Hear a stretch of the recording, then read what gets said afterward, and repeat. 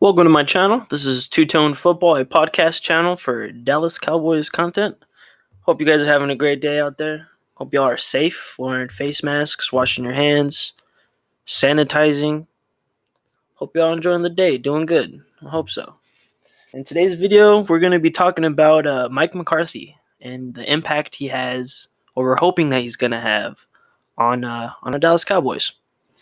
I think the first impact we're going to feel is special teams. I explained it in my last video. Feel free to check it out. And special teams was horrible. And the fact that we brought in John Fossil, something like that. I'm not really too sure how to say his last name. Special teams is going to be an upgrade, which is good because that was horrible.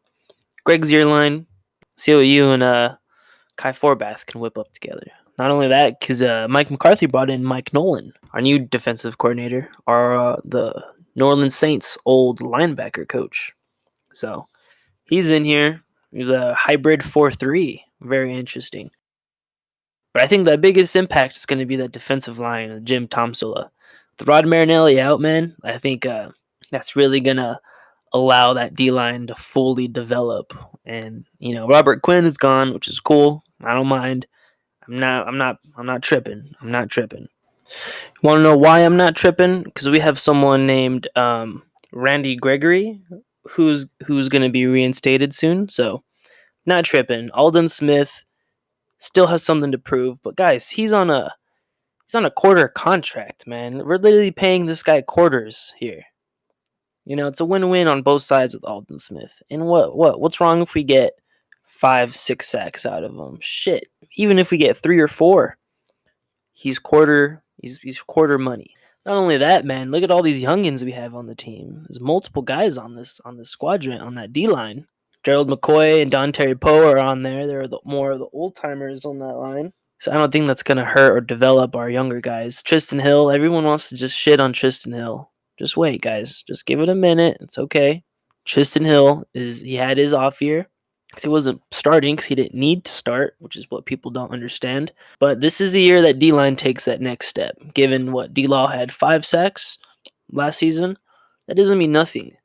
DeMarcus Lawrence was top 3 in the league for the most double-teamed defensive end in the league. There was guys constantly double-teaming that guy. Him and Robert Quinn, if I remember correctly. And guys, if that defensive line takes that next step forward, that also means our linebackers are going to take that next step forward. They might even take 3 steps forward. Because let's face it, guys, our linebackers, they regressed last year. Jalen wasn't Jalen Smith. LVE was hurt. Sean he was carrying what he could. And then we have the company, the rest of them. But guys, our linebackers had people in their face, had offensive linemen in their face every other play. Our linebackers play best when they're running free on the field. When they can trust their athleticism and just play, just let their instincts take over. They can't do that when there's a 6'5", 300-pound man in your face trying to move you. You're not going to get anywhere. Let's let our defensive line hold their blocks, protect our linebackers. That right there allows just a couple more seconds for our linebackers to read, analyze, scan, attack. And I think if that D-line takes that step forward, our linebackers are going to thrive. They're going to thrive. Sean ain't what Sean used to be. It's okay. He's still the general, but he's not what he used to be. And that's all right. We can work with that. As long as LVE, Leighton Vander Esch, that neck, I know he has that, I don't know if it's a stinger, he has that neck injury. Hopefully that doesn't push him back too far. He says it feels good, but we'll see. Jalen Smith is going to just thrive if that D-line takes that next step. Not only that, guys, I mean, look at our secondary. Our secondary, they also got new coaches as well. Al Harris and Maurice Linguist. I butchered that last name. My apologies. They're gonna follow Mike Nolan. They're gonna follow McCarthy, and they're gonna understand where they can fit their players in their scheme, which I think Chris Richard, Rod Marinelli struggled with that approach with Jason Garrett. I think there was just that they tried to force players to fit it, and it didn't work. So I also see our DBs taking not necessarily a big step forward, because I do see our secondary, getting attacked a little bit this year, given Byron's gone. So it's going to be tough for Cheeto, Jordan Lewis, and our favorite Anthony Brown, the best. Cool guy, cool guy. Met him in Dallas in the draft. Cool guy, but hopefully Diggs proves out in camp, or even Reggie Robinson, maybe even him. He might even show up in camp too. You never know. So hopefully that secondary doesn't take too many steps back. We also have the free agent acquisition of Haha Clinton Dix, Mr. Haha himself. Yes, which is I don't view that as an upgrade. I view that as living off of old body, old names. I like the Georgie Loca. Same thing. Someone who had a big play in their previous team a couple years ago and then just disappeared. I view Haha as that. I don't view him as a game changer, that next level safety. I really don't. He needs to just stay back, stay away from the box, and just roam the backfield as much as you can. And then we also have Mr. Woods, Xavier Woods, laying the wood. Pause needed. So Donovan Wilson as well. I mean, I love Donovan Wilson. I'm very excited for him to finally have a chance to compete in training camp. So I like it. I like it.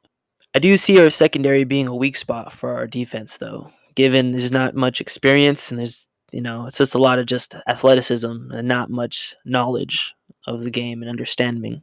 Game's moving very fast for these guys. It's moving very fast, and they're learning how to slow it down and control it. So I think the secondary might be a bit of not a problem, but just they're gonna get picked on. As for the offensive side of the ball, I think offense is going to remain that powerhouse that they were last year. I think Dak's going to be airmailing it. I think Zeke's going to be eating yards like he always does. And the offensive line is going to be that secondary role on offense. They're not going to be as strong without Travis, but I don't see that offensive line being the weak spot of offense. I don't. They're still pretty good. I think Mike McCarthy's going to make that impact with Kellen Moore, because Mike McCarthy, I think he views Kellen Moore as a younger version of himself, football wise. I think he can see the mastermind. Kellen Moore understands the game. He understands it perfectly. Kellen Moore was a rookie offensive coordinator for us, and we were number 1 in yards last year, and we had Jason Garrett. So imagine what Mike McCarthy can do. Imagine what he can sprinkle onto Kellen, what he can mold even with Kellen, and see what they can cook up in the lab. Mike McCarthy hired Joe Philbin for the offensive line, who was once a head coach in Miami as well. Our offensive line is finally going to have, I feel like, a real coach. Mark Colombo got mad love, man. Mad love. Wow, that ain't it, Chief. You just following what the guy previous of you was doing. Yeah, that ain't it. I'm confident Philbin can work with these boys, get them to tip-top shape, especially Connor Williams and Connor McGovern. Even our new boy that we just drafted, even him as well. Receivers, hopefully receivers, we have less drops. Drops were a key. If you watched my last video, I talked about drops a lot. Hopefully the new coach can hopefully, teeter that a little bit. I think our tight ends, I think we're going to get more production from our tight ends as well. We're going to see way more production from Blake Jarwin, which is finally about time. Dalton Schultz is going to get in there. We're going to have some other key guys in there. Finally, we all love Jason Witten, but that ain't it, man. You shouldn't be 95% offensive snaps. You really shouldn't at that age. And I think Zeke Elliott's going to do what Zeke does, man. But the person who's going to benefit the most, the person who's just going to thrive and who's going to make the biggest impact into next year is going to be Dak Prescott. I think Mike McCarthy is the coach that Dak Prescott needs to take that next step. And guys, Dak Prescott is already taking that next step. Every year he's gotten better and better and better and better. He's proven himself. He's proven it. Now let's get a mastermind, an offensive genius in Mike McCarthy, mix him in with Kellen Moore, and let's get this quarterback who can win us ball games. Someone who has done something that no other quarterbacks have done for us since number 9. I think with the new offense and some time to learn it, this is going to be scary, guys. This is going to be scary, but our only downfall, it's going to take time. It's going to take time. That's the thing. That's the thing that people need to understand. It's going to take time, especially with all this COVID business going around. We can't just roll out week 1, lockdown defense, high flying offense. I don't see that as happening. It's going to take time for these things to develop. But when they do, it's going to be beautiful. When everything falls in order of where it needs to be, when Mike McCarthy finally fixes that last puzzle piece, guys, it's going to be majestic. I think Dallas is really going to take that next step, and I'm hoping a Super Bowl, man. But let's take it one step. Just give us a division round win, man. Just take us to the NFC Championship game. You know what? Fuck it. Let's get a Super Bowl. Go big or go home, man. What am I thinking? We're gonna win a Super Bowl. That's what we're gonna do. We're gonna go win a Super Bowl. Who's gonna stop us?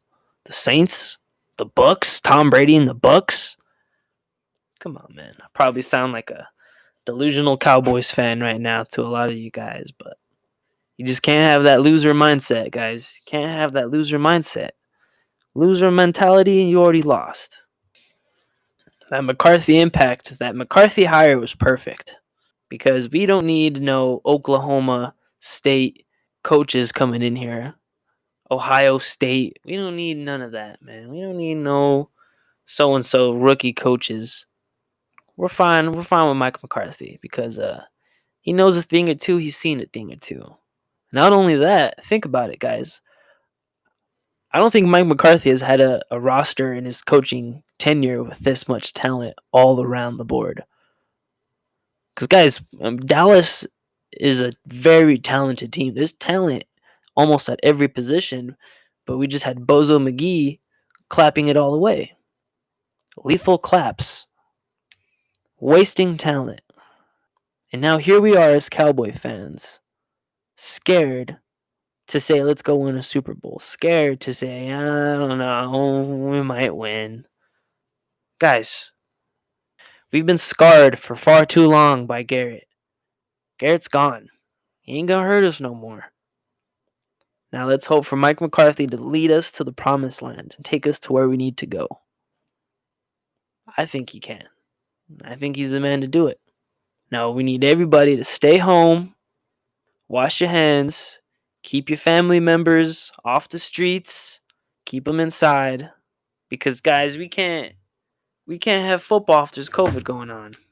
Stay home, wash your hands, social distance, and listen to my podcasts. Those two. I mean, guys, maybe all we need is just a little bit of my voice and you guys to donate to the channel.